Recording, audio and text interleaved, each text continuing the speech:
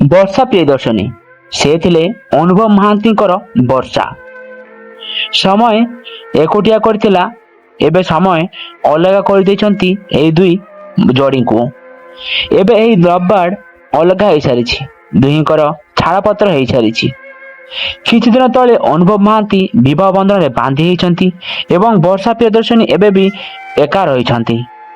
ତେବେ ଦର୍ଶକ ବନ୍ଧୁ, ଶୁଣାଯାଉଛି ଯେ ବର୍ଷା ପ୍ରିୟଦର୍ଶିନୀ ବି ଦ୍ୱିତୀୟ ବିବାହରେ ବାନ୍ଧି ହେବେ ବୋଲି। ବର୍ଷା ପ୍ରିୟଦର୍ଶିନୀ କାହାକୁ ବାହା ହେବେ ଏ ନେଇ ବହୁତ ଚର୍ଚ୍ଚା ହେଉଛି। କିଛି ଦିନ ତଳେ ଜାଗୃତି ଶୁକ୍ଲାଙ୍କୁ ବିବାହ ହୋଇଥିଲେ ଅନୁଭବ ମହାନ୍ତି। ଅନୁଭବ ମହାନ୍ତିଙ୍କ ବାନ୍ଧବୀ ଥିଲେ ଜାଗୃତି ଶୁକ୍ଲା। ଏବେ ସେମାନେ ଦୁଇ ଜଣ ହେଲେ ଲଭବାର୍ଡ ଓଲିଉଡ ଇଣ୍ଡଷ୍ଟ୍ରିର।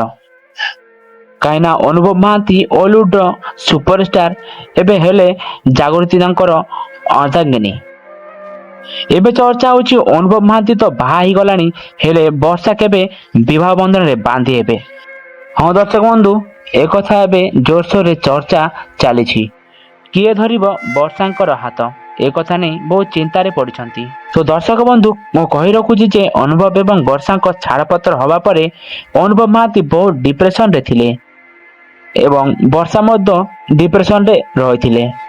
କିନ୍ତୁ ଅନୁଭବ ମହାନ୍ତି ଏ ଡିପ୍ରେସନରୁ ବାହାରି ତାଙ୍କ ବାନ୍ଧବୀ ଜାଗୃତି ଶୁକ୍ଲାଙ୍କୁ ବିବାହ ବନ୍ଧନରେ ବାନ୍ଧି ହେଇଥିଲେ। ଏହାକୁ ଦେଖି ବର୍ଷା ମଧ୍ୟ ବିବାହ କରିବା ପାଇଁ ନିଷ୍ପତ୍ତି ନେଇଛନ୍ତି।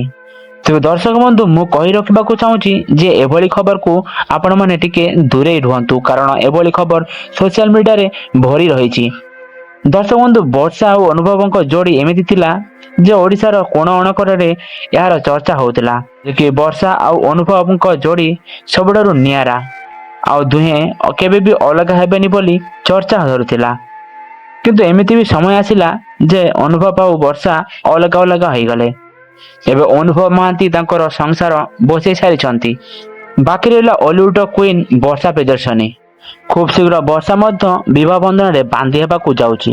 ତେବେ ଦର୍ଶକ ବନ୍ଧୁ, ଏମିତି ଖବରରୁ ଆପଣମାନେ ଟିକେ ଦୂରେଇ ରୁହନ୍ତୁ, କାରଣ ଏଭଳି ଖବର ସୋସିଆଲ ମିଡ଼ିଆରେ ଭରିକି ରହିଛନ୍ତି। ସେଥିପାଇଁ ରିକ୍ୱେଷ୍ଟ କରୁଛି ଯେ ଏଭଳି ଖବରକୁ ଆପଣମାନେ ଦେଖନ୍ତୁନି। ତେବେ ଦର୍ଶକ ବନ୍ଧୁ, ଭିଡ଼ିଓ ଆଜିକୁ ପାଇଁ ଏତିକି। ଦେଖା ହେବ ଆଉ ଏକ ନୂଆ ଭିଡ଼ିଓରେ। ସେ ପର୍ଯ୍ୟନ୍ତ ରହିଲି। ଜୟ ଜଗନ୍ନାଥ।